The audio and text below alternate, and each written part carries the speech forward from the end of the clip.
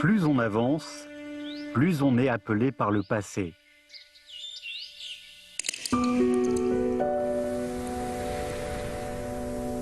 Aujourd'hui, à Suzhou, il y a le plus grand nombre de jardins anciens inhabités et de jardins neufs habités.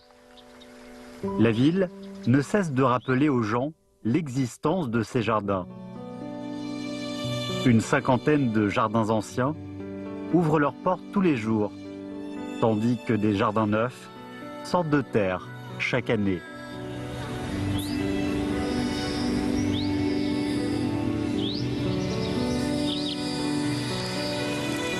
Les jardins se différencient les uns des autres et se ressemblent en même temps. L'histoire progresse de manière linéaire et le temps ne s'arrête jamais simplement pour une ville.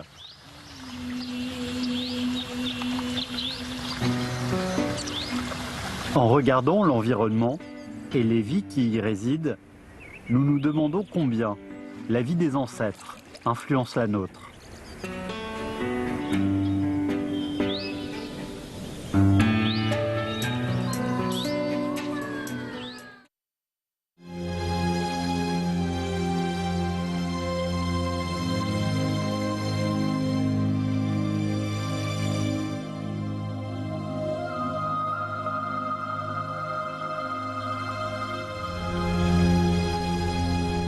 Ayant fondé des salles de sport et des usines, Zhang Yi est aujourd'hui dans le commerce des pierres. Pour mieux comprendre cet art, il s'est même renseigné auprès des maîtres de bonsaï. Mieux il connaît ses pierres, plus il les aime. Les pierres font déjà partie de sa vie. Grâce à sa compréhension et son amour pour les pierres, cet homme, qui vit dans un monde construit de béton armé, a pu entendre le cœur des ancêtres ayant vécu dans le jardin chinois.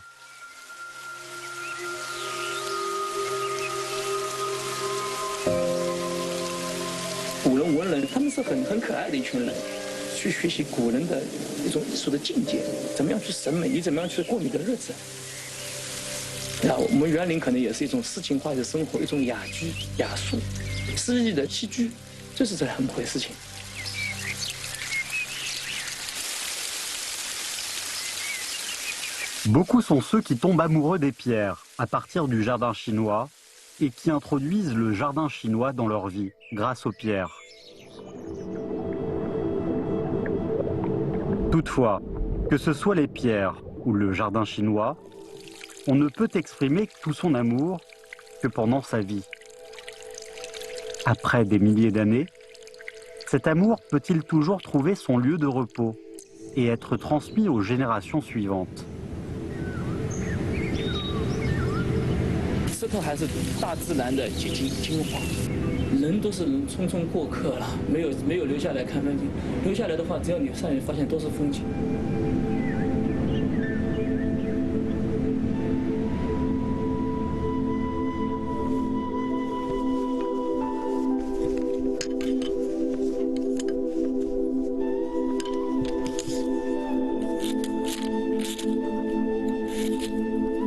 我也说不出缘分不缘分，但是呢，确确实实，我对他已经割舍不了。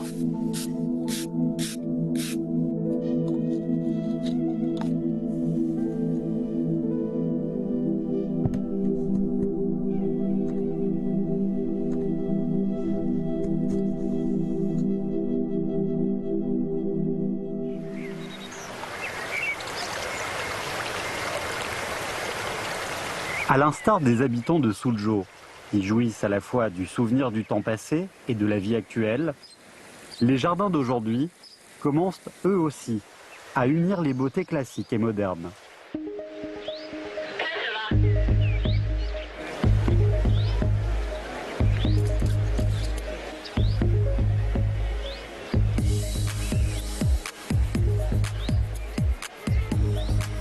Suzhou avance pas à pas à travers les époques jusqu'à aujourd'hui.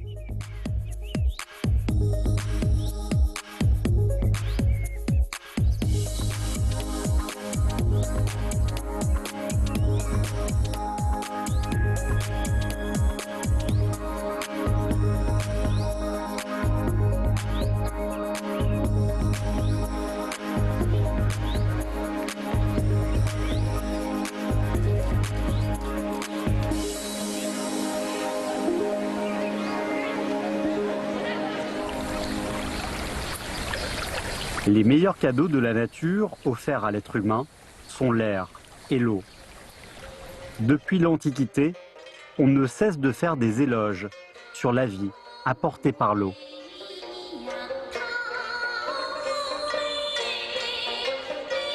Pourtant, l'aménagement et l'utilisation de l'eau restent un problème épineux. L'homme a déjà eu des méthodes d'aménagement de l'eau selon les mythes antiques. Dans l'aménagement de l'eau par Hu le Grand, on témoigne pour la première fois des faveurs et punitions de la nature et de la capacité à la contrôler. Certes, ce ne sont que des mythes, mais le jardin chinois est un miracle vivant, hors des histoires. Aujourd'hui, Hu le Grand est une légende, tandis que les artisans de jadis vivent encore de nos jours grâce à leur technique d'introduction et d'utilisation de l'eau dans le jardin chinois.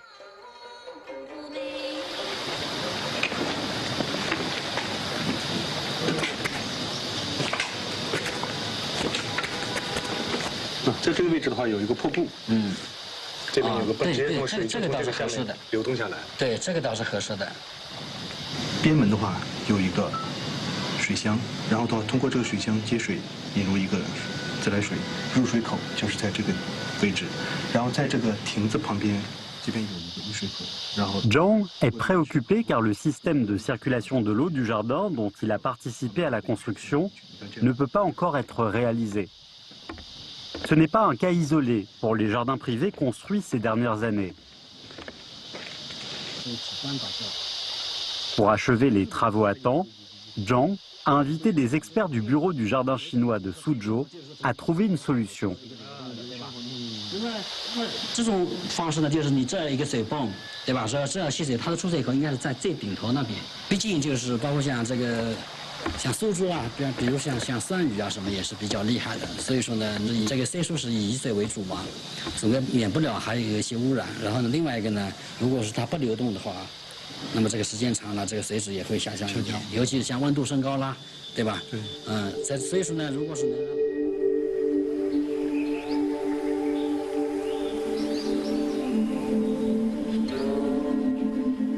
Même avec les techniques actuelles, l'eau dans le jardin chinois n'est toujours pas un problème facile à résoudre. Est-ce que le même problème se posait dans ces jardins datant de la dynastie des Ming et la dynastie des Qing il y a des centaines d'années?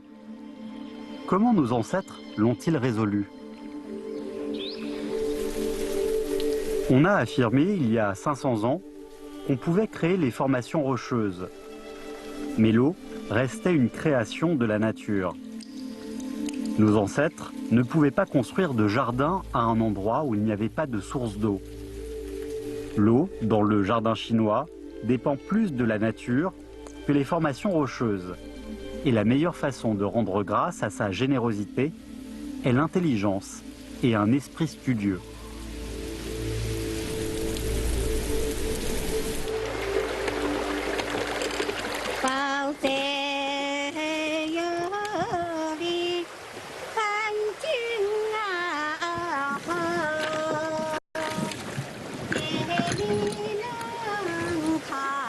Pour résoudre le problème de l'eau, nos ancêtres ont pensé au réseau des rivières de ville ou l'introduction de l'eau d'une fontaine voisine dans le jardin.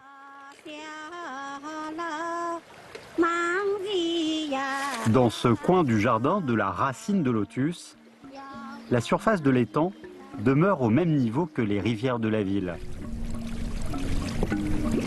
Ces eaux sont séparées par des fossés étroits. Si le niveau d'eau dans le jardin dépasse sa limite ordinaire, les deux eaux se rejoindront à travers ces fossés.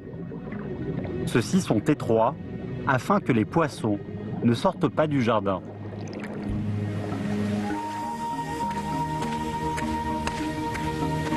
À l'intérieur de ces murs du jardin de la forêt du Lion, on trouve beaucoup de tuyaux avec valves. Certains sont à ouvrir manuellement, d'autres sont contrôlés par la pression de l'eau.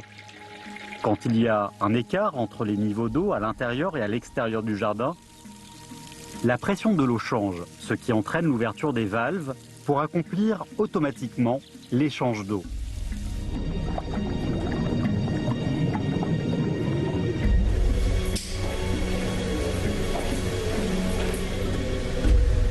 La cascade sur la formation rocheuse vient de la pluie. Avec des planches en bois, l'eau de la pluie est conservée. Les jours torrides, sans vent, en manipulant le mécanisme caché au-dessous des pierres, on peut jouir de l'eau fraîche de la cascade.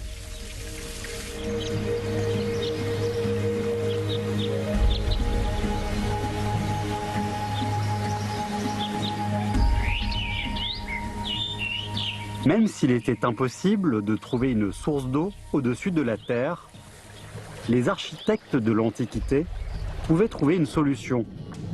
Le secret se cache en bas, au centre de l'étang. Ce puits, d'une profondeur d'une dizaine de mètres, rejoint le réseau extérieur à travers les eaux telluriques. En automne, les pêches-mûres tombent dans l'étang et leurs noyaux se retrouvent dans les eaux en dehors du jardin. C'est ainsi qu'est réalisée la circulation de l'eau dans le jardin chinois.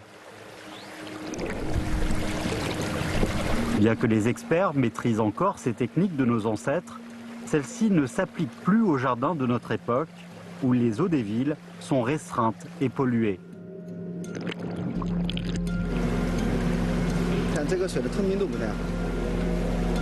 Certains jardins ont même coupé les voies d'eau vers l'extérieur pour éviter la pollution des rivières.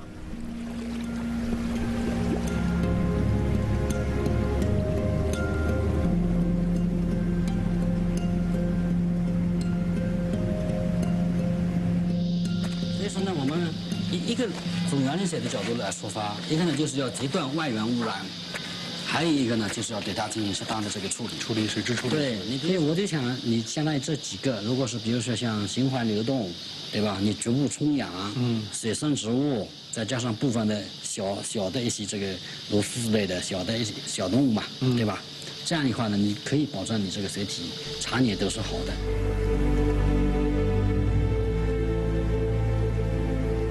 Bien qu'il n'y ait pas encore de solution définitive pour l'eau du jardin de Zhang, des techniques ancestrales peuvent s'appliquer pour réduire le renouvellement de l'eau du jardin.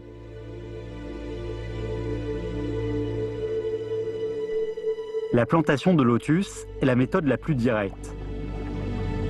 La Chine a commencé à planter des lotus il y a au moins 3000 ans.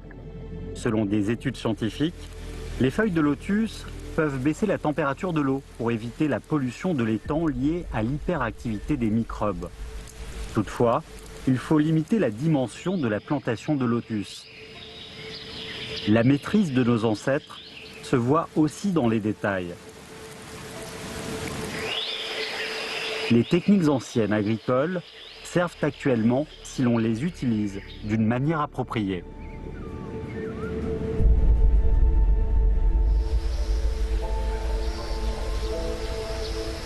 Ce n'est pas un jardin chinois, mais un village du district Yongdia de la ville de Wenzhou, dans le Zhejiang. La disposition des rues, des maisons, des ponts et des portiques d'honneur du village est en ordre, et tous ces éléments sont liés à l'eau. Toutes les architectures sont construites en utilisant les matières locales.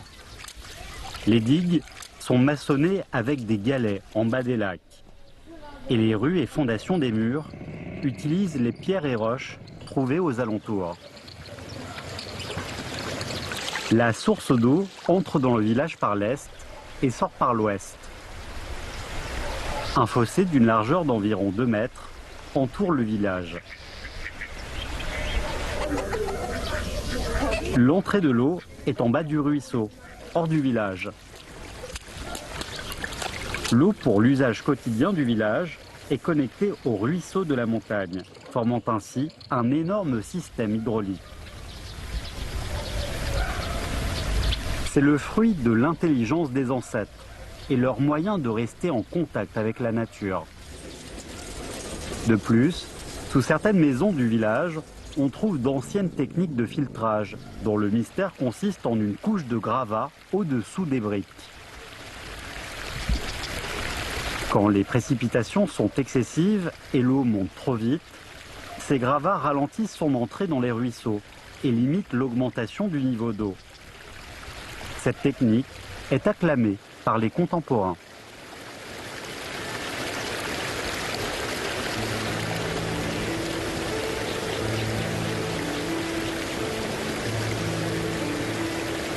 Aujourd'hui, tout en accompagnant le retour des villageois, les ruisseaux tortueux courent autour des maisons et alimentent tout le village.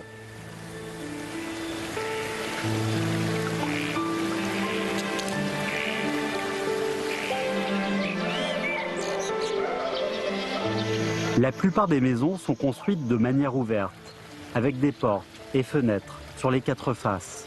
Que ce soit à l'intérieur de la maison ou devant le couloir, la montagne et le champ jaillissent dans les yeux à travers les fenêtres. Pour beaucoup de gens, le village est un Eldorado.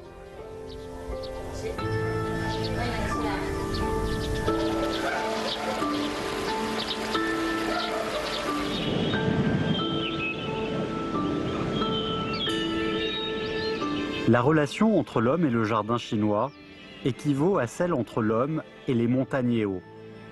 Même la vie d'un habitant ordinaire de Suzhou est influencée par les montagnes et les eaux.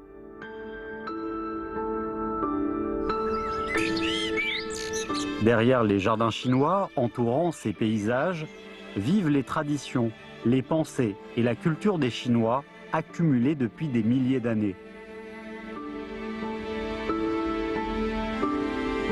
Ces bonheurs, non renouvelables, suscitent davantage l'envie de retourner vers le passé.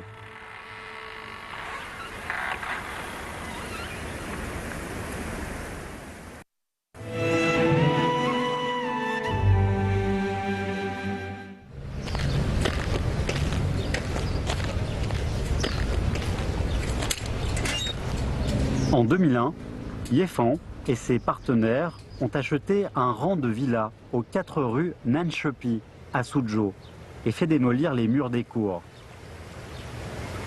6 mois plus tard, après l'aménagement de Yefan, les cours sont devenus un grand jardin appelé le jardin de Nanshepi.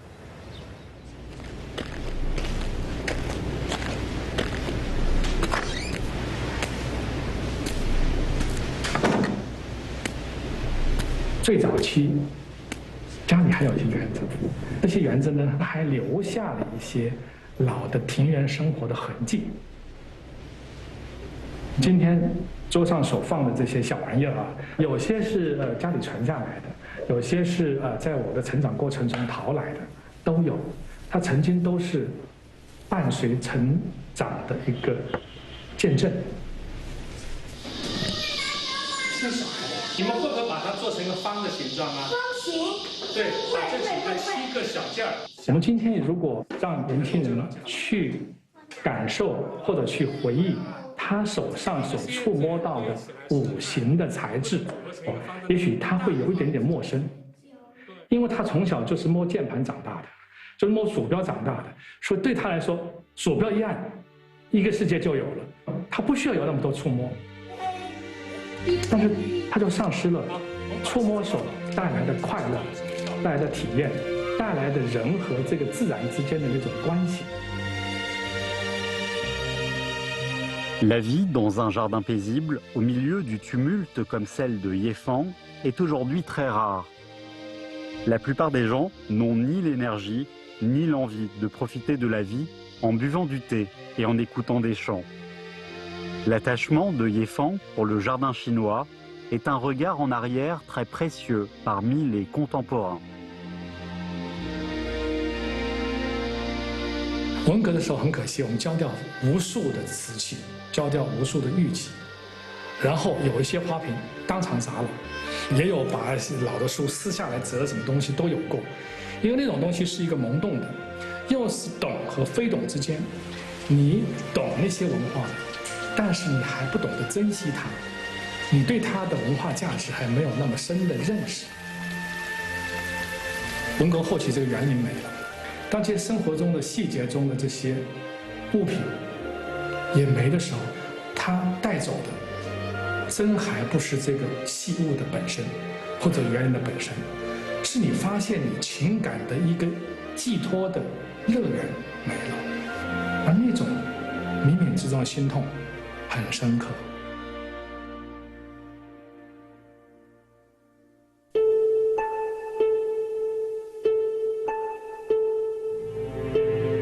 Yefang est né dans un petit jardin appelé le jardin Bi, Bi étant le nom de sa mère. Un de ses ancêtres était Bi Yuan, le premier à l'examen impérial de l'époque Qianlong. Il a détenu un certain temps la fameuse peinture Le jour de Qingming au bord de la rivière.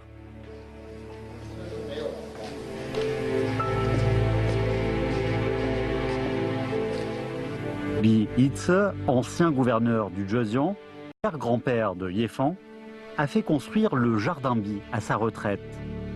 Le lieu de naissance de Yefang est maintenant méconnaissable, mais il est convaincu qu'il y retrouvera des traces du temps passé. 当我在长卷上去寻找毕沅的印信的时候，心中是特别有趣的一种经验。每次看到那幅画，每次看到那个印章，就是重新被唤醒的一个契机。在不断的唤醒中，我们去回味过去，面对未来，温故而知新，借古而开今。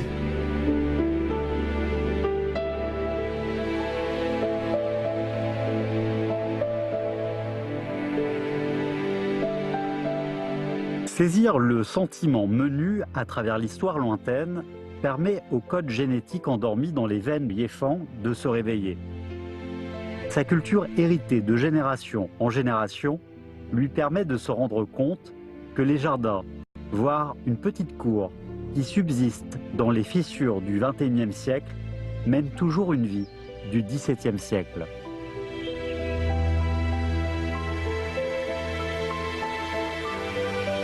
一直到我有机会去通过绘画、文字去营造我呈现的园林的时候，不管是纸上还是后来的地上，才是我真正的有了一个能把那些梦、夙愿能够呈现的一个可能、一个机会。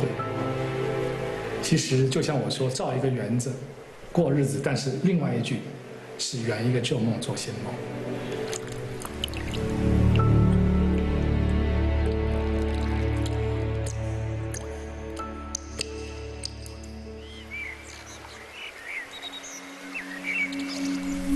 Sous le soleil ardent de l'été, la fête du lotus est tenue à une date fixe. On y contemple les lotus, les apprécie et les goûte. On met des feuilles de thé enveloppées par des bractées de lotus pendant un jour dans l'eau bouillante filtrée par des tiges de lotus. Le thé porte ainsi à la fois son propre parfum et la fraîcheur du lotus.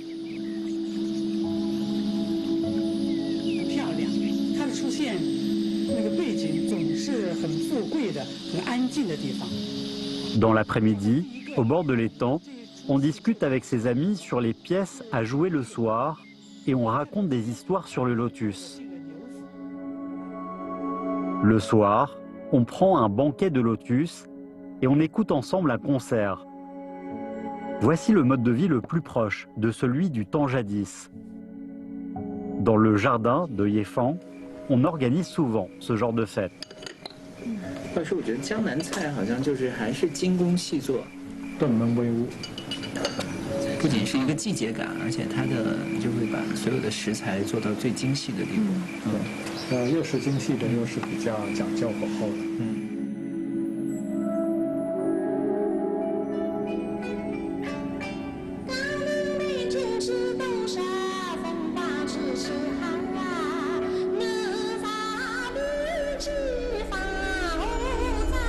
Yéfang n'a jamais quitté les jardins et n'en a jamais eu l'envie. Il vivait dans le jardin Bi de sa famille et il habite actuellement dans son propre jardin de Nan Shepi. Le jardin Bi a disparu depuis longtemps. Le jardin de Nan Shepi est devenu la destination de Yéfang.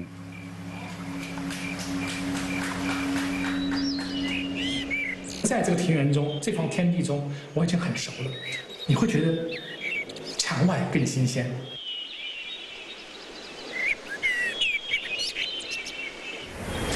但是当你到了墙外，再来看你的园林的时候，它其实又是一方乐土，它有它的精彩，也有它生命的特殊。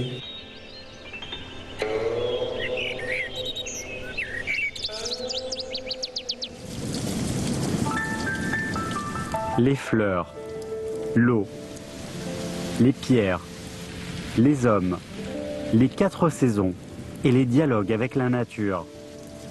Ces scènes se répètent depuis bien des années.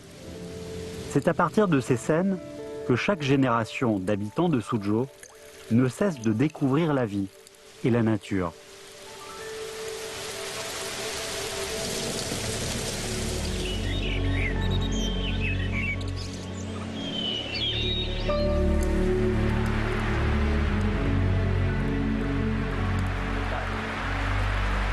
Débute ainsi une nouvelle année. De vieux amis viennent visiter Xia Jiaxin et apprécier les nouveaux changements de son jardin. La famille des maîtres des formations rocheuses continue à recevoir de nouveaux clients et Ran Yuanyuan va apprendre à son premier fils le dessin.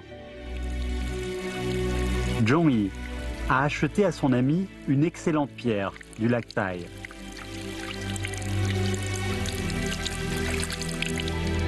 Grâce au conseil des experts, Zhang a une compréhension plus profonde de l'eau et son jardin sera bientôt achevé.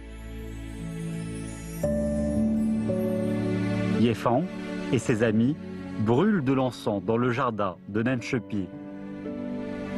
Les lotus dansent dans l'étang et les quelques pots de fleurs sur le rebord de la fenêtre du voisin forment une scène harmonieuse. Ce n'est pas seulement un jardin chinois, mais la destination du cœur des Chinois.